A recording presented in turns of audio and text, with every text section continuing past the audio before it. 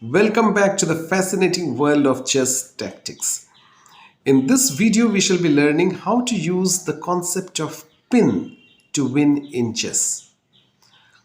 Well, the word pin usually means some sort of restriction of physical movement. In context of chess, it means when a piece is tied down, when a chess piece is tied down to protecting a more valuable piece which is behind it, we call it pin.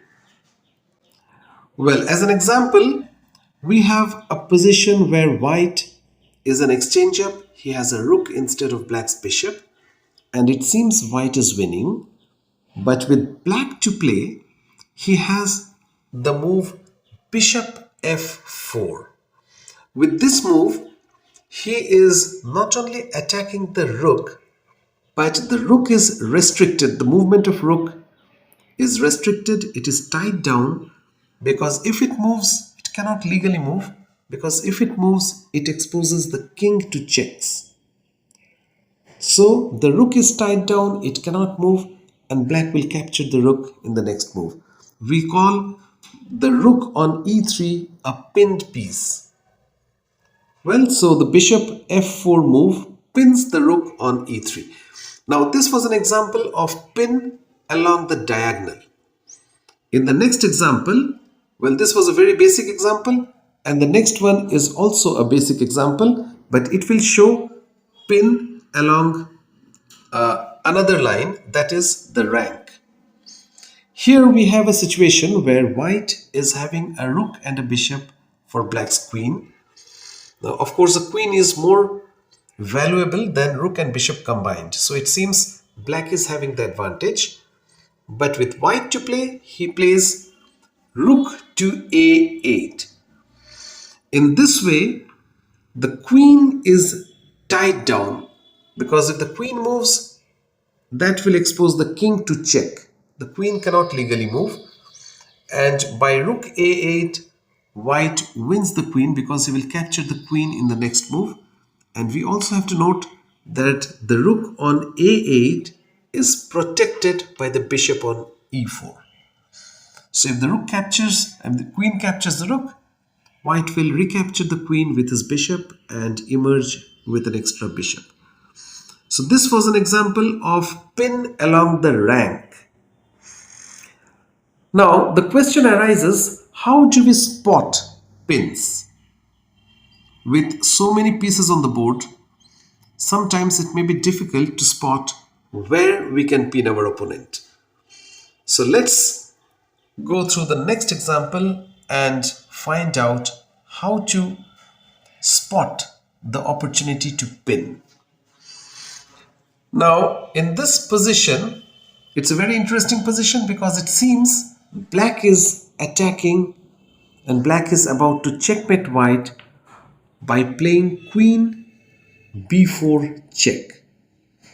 It's a strange position because white's king has come all the way from e1 to b3 and it's quite exposed.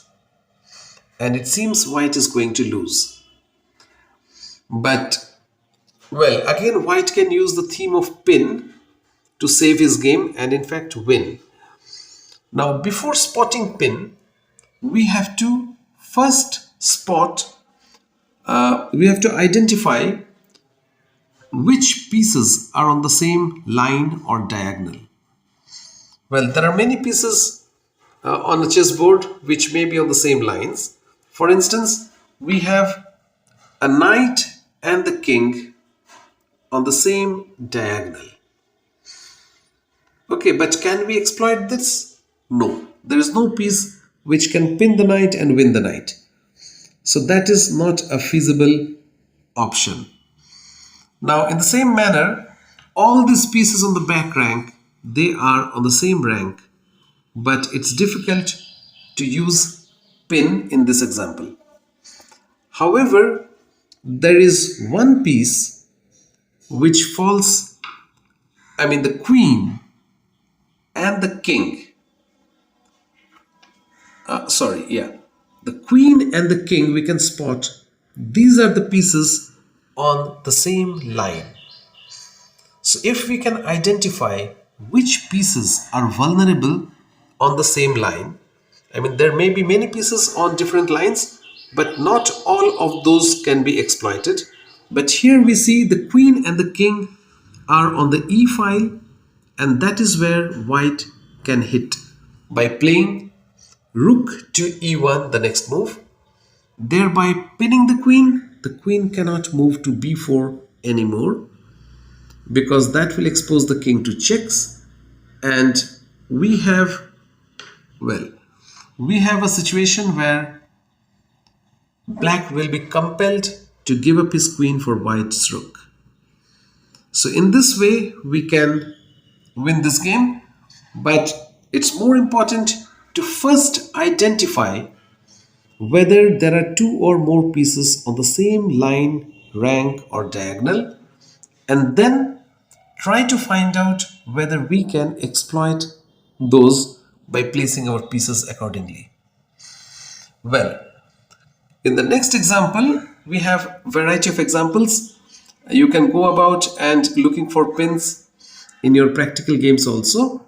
But in this particular example, we have, once again, we have a situation where the white knight, the white knight is pinned because it cannot move.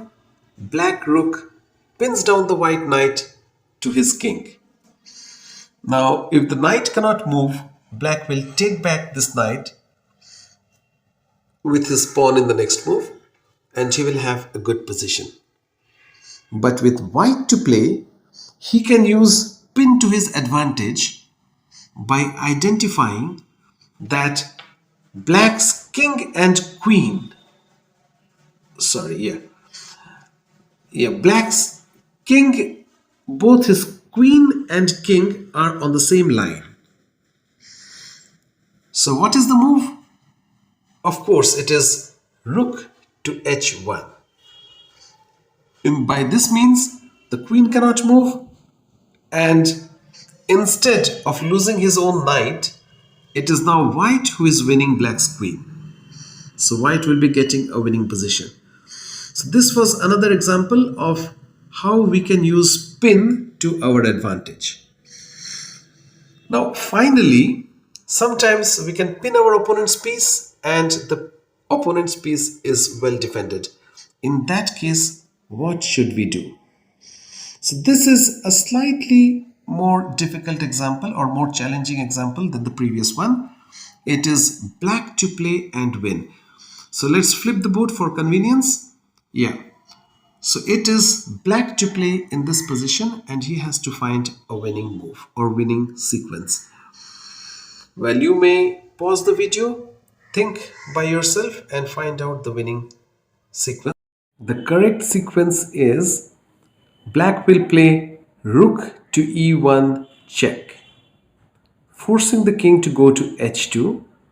That will expose the rook, the white rook, to pin, because now the king and the queen, the king and the rook, both of them are on the same diagonal, and we have the black queen exactly behind it.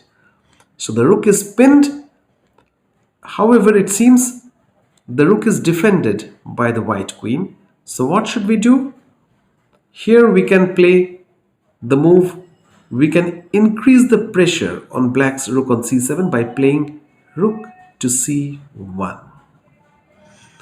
The rook on c7 is pinned, and it's also, let's flip the board back. The rook on c7 is pinned, and it's also attacked by the rook on c1 and the queen on b8. There is no way how white can protect the rook on c8. Okay, he can try to play something like queen c8 check, queen to c8 check, but then black can capture the queen, and when white captures back the queen, black's rook on c1 will drop back and take the rook. So that will leave black a rook up. So in this example, what we learned is, if our opponent's pinned piece is well defended, then we have to increase pressure on the pinned piece because that pinned piece cannot move and we can win the piece. So, of course, there are many more complicated examples on the theme of pin, and we shall be going through those in our subsequent videos. But I hope you have understood the basics of pin in this video and you have learned a lot about pin.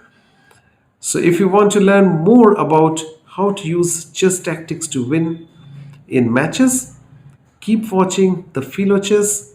Meet you in the next video. Goodbye.